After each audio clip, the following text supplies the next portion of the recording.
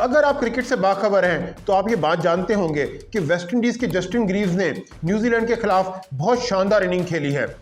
कुछ लोग इस इनिंग को best match saving inning of all time कह रहे हैं। जस्टिन ग्रीव्स ने इस मैच में एक इम्पॉसिबल सिचुएशन से टेस्ट मैच बचाया। क्या आप जानते हैं कि ऑल टाइम छोड़ें, इस सदी में यानी कि इस सेंचुरी में ही बहुत ज़बरदस्त मैच सेविंग इनिंग खेली जा चुकी हैं जो कि जस्टिन ग्रीव्स से भी बेहतर थी। R.I.P. Shane Warne. King is back. The king is back in style. हम यहाँ पे ऐसी टॉप 11 इनिंग्स का जिक्र करेंगे और हम करेंगे इनकी ईमानदाराना रैंकिंग। हम बहुत से ऐसे फैक्टर्स का जिक्र करेंगे जिस पर हम एक बेस्ट मैच सेविंग इनिंग को रैंक कर सकते हैं और इनमें से जो टॉप 11 में से जो नंबर 1 इनिंग है वो खुद मेरी बहुत फेवरेट है। आप देख रहे हैं अंपायर पॉइंट। अगर आप इस तरह की तज़किया और देखना चाहते हैं तो इस चैनल को सब्सक्राइब कर लें।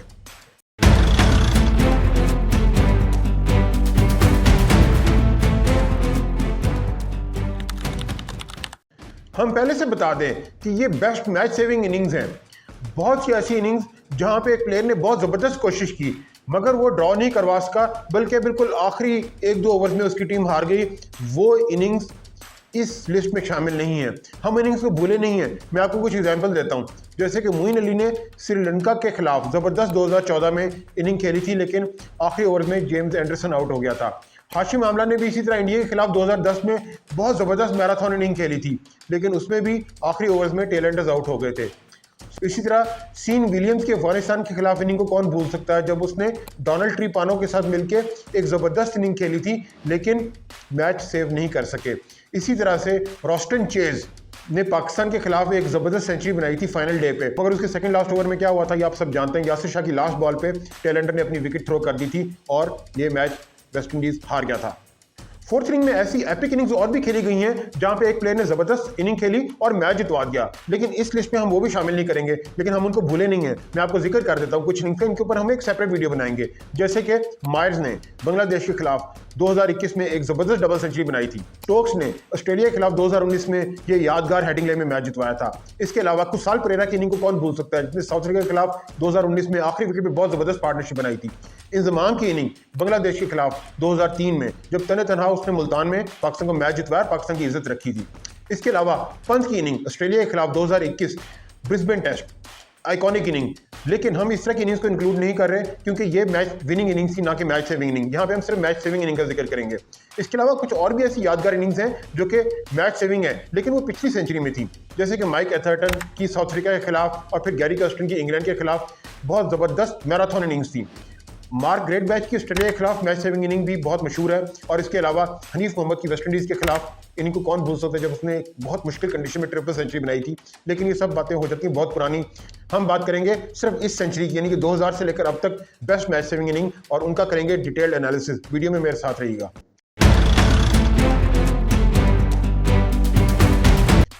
हम इस जबरदस्त मैच सेविंग इनिंग को रेट करेंगे इन 4 बेसिस पे। Number 1, opposition strength. Opponent team कितनी स्ट्रांग थी और उनका बॉलिंग अटैक कितना स्ट्रांग था उस मैच में। और इसके साथ मैं आपको तमाम बॉलर्स के नाम भी बताऊंगा जो कि इस इनिंग में बॉलर थे। नंबर 2, सिचुएशन कितनी टफ थी, यानी कंडीशंस कैसी थी और मैच बचाने के लिए आपके पास कितने रिसोर्सेज बाकी थे, कितनी विकेटें बाकी थी वगैरह वगैरह, कितना टाइम बचाना था। नंबर 3, प्लेयर को सपोर्ट मिली या नहीं सपोर्ट मिली, इसके ऊपर हम लोग रेट करेंगे। और नंबर 4, क्या वो प्लेयर मैच सेविंग एफर्ट में क्या वो इनिंग के एंड तक रहा या नहीं। इन सब पॉइंट्स को हम लोग 3-3 पॉइंट देंगे, यानी कि अगर ऑपोजिशन की स्ट्रेंथ बहुत ज़्यादा है तो हम इसको 3 पॉइंट देंगे, और ऑपोजिशन की स्ट्रेंथ बिल्कुल कम है, वीक है, तो हम 1 पॉइंट देंगे। सिचुएशन अगर बहुत मुश्किल है तो 3 पॉइंट देंगे, सिचुएशन अगर ईजी है तो 1 पॉइंट देंगे। इसके अलावा अगर प्लेयर को सपोर्ट मिलती रही है तो हम इसको 1 या 2 पॉइंट देंगे, और अगर उस प्लेयर को बिल्कुल सपोर्ट नहीं मिली और उसने अकेले मैच जितवाया यानी कि सिर्फ टेल एंडर्स की मदद से, उसको 3 पॉइंट देंगे। और चौथी चीज़, क्या वो प्लेयर इनिंग के एंड तक मौजूद रहा जब तक उसकी ज़रूरत थी। अगर ऐसा हुआ है तो हम उसको 3 पॉइंट देंगे। अदरवाइज हम उसको, अगर वो जरूरत के वक्त आउट हो गया, अच्छी नहीं खेली मगर जरूरत के वक्त आउट हो गया, उसको हम 1 पॉइंट देंगे। सो हियर वी गो, हम बनाने लगे हैं इस सेंचुरी की top 11 match saving inning. Stay tuned. ये वो 6 मैच सेविंग इनिंग है जिनका जिक्र हम इस वीडियो में करेंगे। बाकी इनिंग्स का जिक्र हम नेक्स्ट वीडियो में करेंगे, यानी कि इस वीडियो के पार्ट 2 में। इस वीडियो में चैप्टर्स बने हुए हैं, आप चाहें तो अपनी मर्जी के प्लेयर के पार्ट के ऊपर जाके वीडियो देख सकते हैं।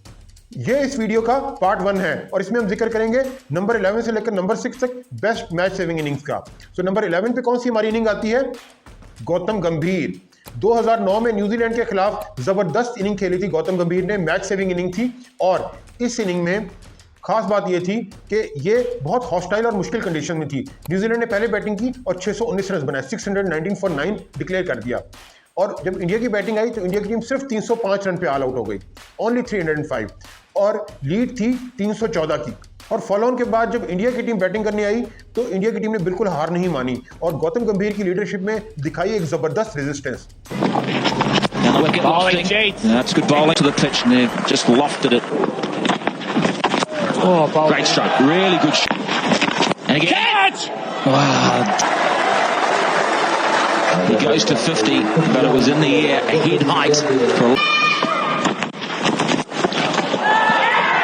With an aggressive stroke, be a 5 Test hundreds in a rearguard action to help his country stay in. जनाब, इंडिया की बैटिंग डे 3 पे ही आ गई थी और डे 3 के एंड पे इंडिया की स्कोर थी 47 फॉर 1 और गौतम गंभीर 14 रन पे नॉट आउट था। गौतम गंभीर डे 4 पूरा दिन खेलता रहा और डे 4 के एंड पे इंडिया की स्कोर थी 252 फॉर 2 और गौतम गंभीर की डे 4 पे सेंचुरी हो गई थी। यहाँ पे गौतम गंभीर को दूसरी तरफ से सपोर्ट जरूर मिली थी। राहुल द्रविड़ ने 62 रन बनाए थे 220 गेंदों पे, तेंदुलकर ने बनाए थे 64 रन, इसके अलावा लक्ष्मण के 124 रन से और युवराज सिंह की भी 54 रन से। इसके बाद आपको बता दें कि बॉलिंग अटैक था इनका Chris Martin, O'Brien, James Franklin, Jeetan Patel, Daniel Vettori और ऑलराउंडर जर्सी राइडर। तो जनाब, आप इसको बॉलिंग अटैक को कहाँ पे रेट करते हैं? मैं तो इसको 2 नंबर दूंगा, 2 आउट ऑफ 3। सिचुएशन कैसी थी?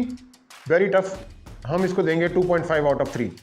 सपोर्ट मिली थी क्या दूसरे एंड से? मैंने बताया काफ़ी प्लेयर्स हैं जिन्होंने सपोर्ट की थी, तो सपोर्ट का होगा 1 पॉइंट। और स्टे टिल द एंड, क्या गौतम गंभीर एंड तक स्टे किया था? यस, जहाँ तक उसकी ज़रूरत थी वहाँ तक उसने स्टे किया था और मैच को काफ़ी हद तक सेव कर लिया था गौतम गंभीर ने। और इसको हम देंगे 2 आउट ऑफ 3 पॉइंट, क्योंकि आखिरी दिन कोई इतनी ज़्यादा मुश्किल सिचुएशन नहीं थी, क्योंकि डे 4 पे सारा काम हो गया था। गौतम गंभीर की इस इनिंग को हम लोग देंगे 7.5 आउट ऑफ 12। इस इनिंग को कुछ लोग बहुत ग्रेट इनिंग काउंट करते हैं, लेकिन इस इनिंग की डीप डाउन जाए तो आप देखते हैं कि एक तो सपोर्ट दूसरी तरफ से बहुत ज़्यादा थी, एक इंडिया की अपनी मैराथन एफर्ट ज़रूर इसमें शामिल है, लेकिन यहाँ पे थोड़ा सा हम इस चीज़ को ज़रूर नोटिस करेंगे कि बॉलिंग अटैक बहुत ज़्यादा स्ट्रॉन्ग नहीं था। और दूसरी चीज़ है कि दूसरी एंड पे सपोर्ट भी बहुत थी। Still it is one of the top 11 inning, very good inning. हमारी रैंकिंग में नंबर 10 पे जो इनिंग्स आई है वो है ब्रायन लारा के कज़न डैरेन ब्रावो की। यस, डैरेन ब्रावो जो बड़ा स्टाइलिश लेफ्ट हैंडेड बैट्समैन था, इसने 2013 में इनिंग खेली थी और ये भी इत्तेफाक से न्यूजीलैंड में। और इंटरेस्टिंग बात ये कि इस वीडियो में बहुत सारी ऐसी इनिंग है जो कि न्यूजीलैंड के अंदर खेली गई, तो ये इनिंग भी न्यूजीलैंड में खेली गई थी और गौतम गंभीर की तरह ये इनिंग भी 3rd इनिंग थी, 4th इनिंग नहीं थी। यानी कि टीम की सिचुएशन इतनी डाउन थी कि 3rd इनिंग में ही इनको मैच बचाने के लाले पड़ गए थे। न्यूजीलैंड ने पहले बैटिंग की और इन्होंने हमेशा की तरह बड़ी स्कोर पुटअप की, 609 फॉर 9 डिक्लेयर, बिल्कुल इस तरह से उन्होंने इंडिया के खिलाफ किया था। ये भी उसकी अभी तक ऑलमोस्ट कॉपी चल रही है। वेस्ट इंडीज़ की जब बैटिंग आई, वेस्ट इंडीज़ की टीम सिर्फ 213 रन पे ऑल आउट हो गई और उनको फॉलो ऑन हो गया और डेफिसिट था ऑलमोस्ट 400 रन का, 400 रन का डेफिसिट था। और जब डैरेन ब्रावो डे 3 पे बैटिंग करने आया तो स्कोर थी सिर्फ 18 फॉर 1, 18 रन पे 1 आउट और डैरेन ब्रावो की बैटिंग आ गई। डैरेन ब्रावो ने जबरदस्त रेजिस्टेंस दिखाई। That's a lovely shot. Oh, swept away fine. This might be out. Patient, a well-deserved 100 from Darren Bravo, and there's plenty of applause all around. Oh, it's gone through. Double 100 for Darren Bravo. What a superb innings.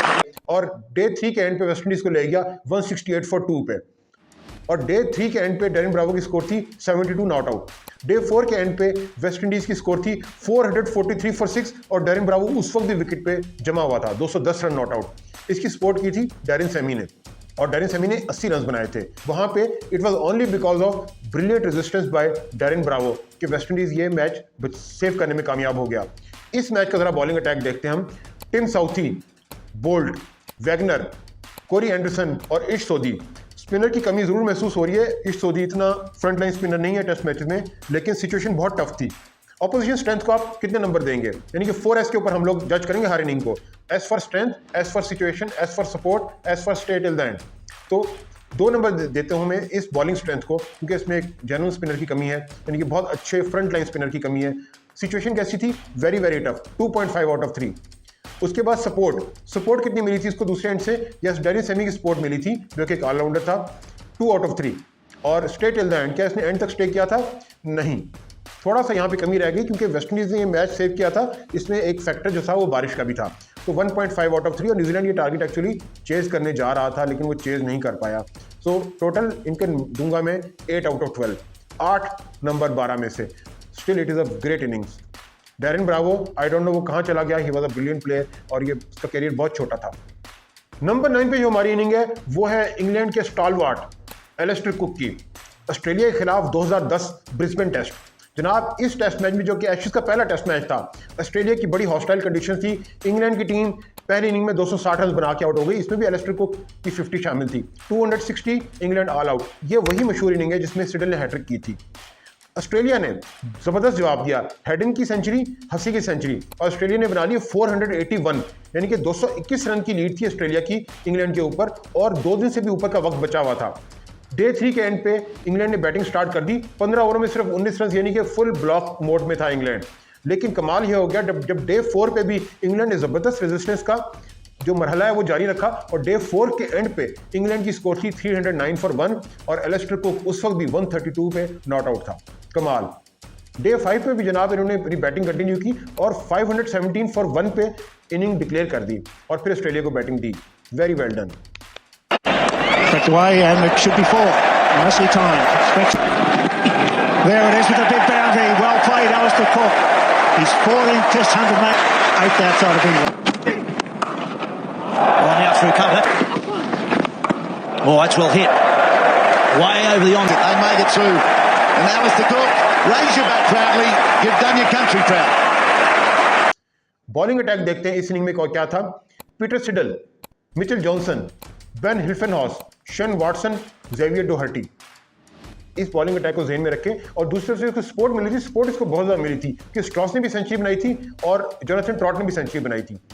इस match में opposition strength देखें तो 2.5, बहुत strong bowling attack है। Spinner की कमी है लेकिन ओवरऑल बॉलिंग अटैक बहुत स्ट्रॉन्ग है ऑस्ट्रेलियन कंडीशन के हिसाब से। स्पेशली सिचुएशन कैसी थी, बहुत मुश्किल, 3 आउट ऑफ 3। सपोर्ट क्या थी, सपोर्ट बहुत मिली थी उसको दूसरे एंड से, तो 1 आउट ऑफ 3।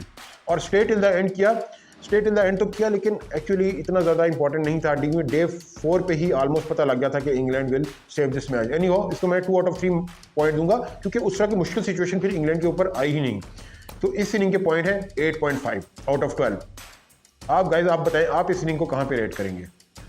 नंबर 8 पे जो इनिंग है हमारे पास वो है ऑस्ट्रेलियन उस्मान ख्वाजा की। ऑस्ट्रेलियन उस्मान ख्वाजा की ये इनिंग अक्सर आप देखेंगे, बेस्ट मैच सेविंग इनिंग को गूगल पे सर्च करें तो उसमें उस्मान ख्वाजा की इनिंग ये जरूर आएगी। ये मैच यूएई में था और कंडीशन पाकिस्तान को बहुत ज़्यादा सपोर्ट करती थी। पाकिस्तान ने पहली इनिंग में कितनी स्कोर बनाई, 482, एक बहुत बड़ा स्कोर पाकिस्तान ने खड़ा कर दिया। ऑस्ट्रेलिया की टीम जब बैटिंग करनी आई तो उन्होंने बनाए सिर्फ 202। खास बात, इस इनिंग में भी उस्मान ख्वाजा के 85 रन थे। उस्मान ख्वाजा की असल इनिंग अभी आनी है, लेकिन उस्मान ख्वाजा की इस इनिंग में भी 85 रन थे। इंटरेस्टिंगली पाकिस्तान ने फॉलो ऑन इम्पोज नहीं किया। अरे भाई, आपके पास 2 स्पिनर हैं, यासिर शाह है आपके पास और बिलाल आसिफ है, आप क्यों फॉलो ऑन इम्पोज नहीं करते। पाकिस्तान ने दोबारा बैटिंग की और 181 फॉर 6 पे इनिंग डिक्लेयर कर दी। लेकिन ऑस्ट्रेलिया को अभी भी 4 से 5 सेशन बचाने थे और उस्मान ख्वाजा ने एक ज़बरदस्त क्लासिकल इनिंग खेली, 141 इन 302 बॉल, 302 बॉलों पे उन मुश्किल कंडीशन में यूएई की, जहां पे स्पिनर्स के सामने टिकना थोड़ा सा मुश्किल था, वहां पे उस्मान ख्वाजा ने ज़बरदस्त 141 रन की इनिंग खेली। Come back. Another big shot. Into the 90, that shot. Goes back, works it into the gap, and there it is. It's 100 for Usman Khaja. Pressure, he is absolutely loving it. और day 4 के and पे हालांकि इनकी score थी 136 for 3, यानी कि 7 wicket बचाना बहुत मुश्किल लग रहा था, लेकिन ऑस्ट्रेलिया एंड तक घिसट के 362 फॉर 8 पर पहुंच गया और ऑस्ट्रेलिया ने मैच सेव कर दिया। बॉलिंग अटैक देखते हैं। अब्बास था, वहाब रियाज था, यासिर शाह था, बिलाल आसिफ जो कि ऑफ स्पिनर था, और हफीज पार्ट टाइम स्पिनर। तो ये इसमें हम स्ट्रेंथ को कितने देंगे, ऑपोजिशन स्ट्रेंथ 2 आउट ऑफ 3 कह सकते हैं, 2 आउट ऑफ 3 या 2.5 out of 3। I would give it 2 out of 3। Situation कैसी थी, very difficult, 3 out of 3। Support मिली, यस सपोर्ट मिली थी इसको किसी हद तक, 2 आउट ऑफ 3। मैं बताता हूँ किस तरह से। स्टे सर इसने बिल्कुल एंड तक नहीं किया था, तो 1.5 आउट ऑफ 3। और इस मैच को बचाने में इसकी बहुत ज़्यादा हेल्प की थी ट्रेविस हेड ने। शुरू में वो सपोर्ट का वहाँ पे पॉइंट गया और उसके बाद stay till the end. Usman Khawaja आखिरी सेशन में आउट हो गया था और ये आखिर में एक्चुअली मैच टिम पेन ने बचाया। टिम पेन ने 61 रन बनाए थे 194 बॉल्स पे, तो टिम पेन का भी बहुत ज़्यादा कॉन्ट्रीब्यूशन था। We can't win now. Congratulations Australia, they've held. इसलिए 1.5 दिया इसको स्टे में। तो इसके ओवरऑल पॉइंट है 8.5 out of 12। It was also a great inning. तो ये तमाम इनिंगें बहुत अच्छी हैं, हम इनका आपस में मुकाबला करवा रहे हैं, थोड़ी बहुत ऊपर नीचे हो सकता है। आप ज़रूर कमेंट करके बताइए कि इसमें आप क्या समझते हैं कि कौन सी इनिंग दूसरी इनिंग से ज़्यादा बेहतर थी। और अब बाकी वो इनिंग जिसका आप सबको इंतजार था, नंबर 7 पे बाबर आजम की इनिंग। कुछ लोग बाबर आजम की इनिंग को ग्रेटेस्ट ऑफ ऑल टाइम कहते हैं। अरे भाई माफ़ कर दो, बहुत अच्छी इनिंग थी, मगर ग्रेटेस्ट ऑफ ऑल टाइम या फोर्थ इनिंग में मैच सेविंग में भी ये टॉप की इनिंग नहीं थी, लेकिन अलबत्ता टॉप 10 में आ रही है तो बड़ी बात है। मैंने इसको नंबर 7 पे रेट किया है। It is still an big honour. Australia ने पहले बैटिंग की 556 फॉर 9, बहुत बड़ी स्कोर बना के इसको डिक्लेयर कर दिया। पाकिस्तान की जब बैटिंग आई तो पाकिस्तान सिर्फ 148 रन पे आउट हो गया, ओनली 148। अच्छा, ऑस्ट्रेलिया की बेवकूफ़ी देखें, बजाय इसके पाकिस्तान को बैटिंग दें और टाइम बचाएं, इन्होंने ज़रूर बैटिंग करने आना था। 97 फॉर 2, फॉलो ऑन इम्पोज नहीं किया। 22 ओवर में 97 रन। आपने सिर्फ 97 रन ही बनाने हैं तो भाईजान क्या ज़रूरत है आपको दोबारा बैटिंग करने की? जस्ट पाकिस्तान को बैटिंग देते and game would have been over, या पाकिस्तान के लिए बहुत मुश्किल हो जाती। बहरहाल पाकिस्तान को स्लिप मिला और बाबर आजम ने इसका ज़बरदस्त इस्तेमाल किया। अब मैं आपको बताता हूँ ये इनिंग किस तरह से अनफोल्ड हुई। डे 4 के एंड पे पाकिस्तान की स्कोर थी 192 फॉर 2 और बाबर आजम की डे 4 पे सेंचुरी हो गई थी, लेकिन बाबर आजम ने अपनी ज़बरदस्त बैटिंग कंटिन्यू की और 196 रन की इनिंग खेली, जो कि बहुत शानदार इनिंग है।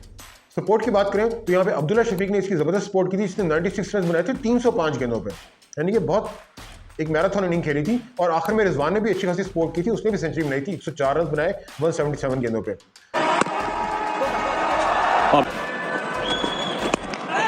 Oh, into that leg side, just over. He goes for the sweep, up and over. The lion roars, and what a way to bring up his century. The king is back. And the king is back in style. Love energetic Martin Labuschagne, Marnus. Opposition की bowling देख लें जरा। Stark था, Cummins था, lion था और दूसरा spinner था स्वैप्सन और ऑलराउंडर था ग्रीन, यानी कि हेजलवुड नहीं था, लेकिन उसको हम काउंट नहीं करेंगे क्योंकि उसको ड्रॉप किया गया था। स्वैप्सन को उसकी जगह लाए गए थे क्योंकि एशियन कंडीशन है तो दूसरा स्पिनर उनको चाहिए था। इसलिए बॉलिंग स्ट्रेंथ को देंगे फुल 3 आउट ऑफ 3। सिचुएशन को कितना देंगे, क्योंकि बैटिंग काफ़ी इजी थी उस वक्त, एक ऑलमोस्ट एक रोड बन गई थी, तो 2 आउट ऑफ 3। स्टिल ये बहुत बड़ी अचीवमेंट है क्योंकि एक इजी पिच पे भी इतनी देर तक स्टे करना बहुत बड़ी बात होती है। सपोर्ट दूसरे एंड से कितनी मिली आपको मैंने बता दिया। अब्दुल्ला शफीक को 300 बॉलें उसने खेल ली, रिजवान ने भी सेंचुरी बना दी, तो सपोर्ट का मैं दे रहा हूँ सिर्फ 1 point. Stay till the and, या स्टे किया था इसने टिल द एंड, मतलब काफ़ी देर तक लास्ट सेशन तक इसकी बैटिंग गई थी, तो 2.5 आउट ऑफ 3। एक्चुअली फिर वही बात है कि एंड पे ज़रूरत नहीं थी, इतना प्रेशर नहीं था। ये देखिए जो स्टे टिल द एंड वाला पॉइंट है, ये आपको आगे आने वाली इनिंगों में समझ में आएगी इसका मतलब क्या है। जब प्रेशर पड़ता है तो किस तरह की बैटिंग सामने आती है। जिनको मैंने 3 आउट ऑफ 3 दिए वो फिर आपको लग पता जाएगा। और जनाब नंबर 6 पे इस वीडियो की आखिरी इनिंग और one of the most underrated inning, Paul Collingwood. इसकी फर्स्ट एशेज टेस्ट 2009 में इनिंग थी, कार्डिफ में यह टेस्ट मैच हुआ था। इस मैच में इंग्लैंड ने पहले बैटिंग की और 434 रन बनाए। पहली इनिंग में भी पॉल कॉलिंगवुड के 64 रन थे, लेकिन ये सिर्फ मैं एडिशनल पॉइंट बता रहा हूँ, ये इसकी बेस के ऊपर फर्स्ट इनिंग के ऊपर मैं बेस नहीं कर रहा। ऑस्ट्रेलिया ने जब बैटिंग की 674 फॉर 6, 4 सेंचुरियाँ थी। पॉन्टिंग की भी सेंचुरी, कैटिक की भी सेंचुरी, मार्कस नॉर्थ की भी सेंचुरी, ब्रैड हेडन की भी सेंचुरी, और 674 फॉर 6 का बहुत बड़ा स्कोर ऑस्ट्रेलिया ने दे दिया और 240 रन की ऑलमोस्ट लीड थी इंग्लैंड के ऊपर। इंग्लैंड ने जब डे 4 पे बैटिंग स्टार्ट की तो आते ही इनकी विकेटें गिरना शुरू हो गई और 20 फॉर 2 ऐसा लग रहा था कि डे 5 पे लाजमी बात है कि ऑस्ट्रेलिया की टीम इंग्लैंड को हरा देगी, लेकिन इंग्लैंड के प्लेयर्स ने रेजिस्टेंस दिखाई, लेकिन स्पेशली पॉल कॉलिंगवुड ने कमाल की बैटिंग की और पॉल कॉलिंगवुड ने इस इनिंग में 74 रन बनाए 245 बॉल पे। Collingwood pulls it away again. Smashed. Juicy full toss, smashed away by Collingwood. Bowling attack देख लें, मिचेल जॉनसन था, पीटर सिडल था, बेन हिल्फन हॉस था और नेथन हॉरेट्स था। उस वक्त उनके पास बहुत बड़ा स्पिनर नहीं था। तो बहरहाल सिचुएशन देख लें तो मैं इसको दूंगा 3 आउट ऑफ 3। स्ट्रेंथ का देख लें, अपोजिशन स्ट्रेंथ, एक बहुत बड़ा स्पिनर नहीं था, फिर भी 2.5 आउट ऑफ 3। सपोर्ट कितनी मिली इसको दूसरे एंड पे, इस पे मैं उसको दूंगा 2 आउट ऑफ 3। और क्या इसने स्टे किया टिल दी वेरी एंड? नहीं, 1.5 आउट ऑफ 3। Oh, gone!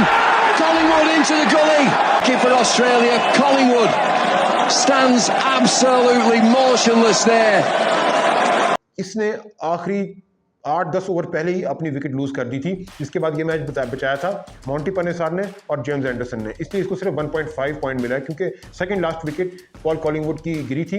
इसकी जिम्मेदारी थी कि यहाँ तक लेके आया था, अगर ये एंड तक ले जाता तो शायद ये inning top of the top पे इनिंग होती, लेकिन आखिरी 12-13 ओवर्स बचाए थे जेम्स एंडरसन ने और मॉन्टी पनेसार ने। R.I.P. Shane Warne, but it's been an epic game of cricket. They go to Lords on Thursday. level pegging. What a game. What और इस इनिंग का इम्पैक्ट बहुत ज़्यादा था। इस ड्रॉ के बाद England went on to win this Ashes और इस मैच को बहुत ज़्यादा याद रखा जाता है क्योंकि इस ड्रॉ की वजह से ही मोमेंटम ऑस्ट्रेलिया से दूर हो गया और इंग्लैंड की टीम 2009 एशेज जीत गई। आप मुझे बताइए कि 6 इनिंग जिनका मैंने जिक्र किया है इनमें से आपकी फेवरेट इनिंग कौन सी है और क्या आपके ख्याल में जिन क्राइटेरिया जिन पैरामीटर्स के ऊपर मैंने इन इनिंग को बेस किया है क्या आप इनसे एग्री करते हैं? नीचे कमेंट सेक्शन में ज़रूर बताइए। आप देख रहे हैं अंपायर पॉइंट। जल्दी इसकी दूसरी वीडियो भी आएगी जिसमें हम लोग टॉप 5 इनिंग का जिक्र करेंगे।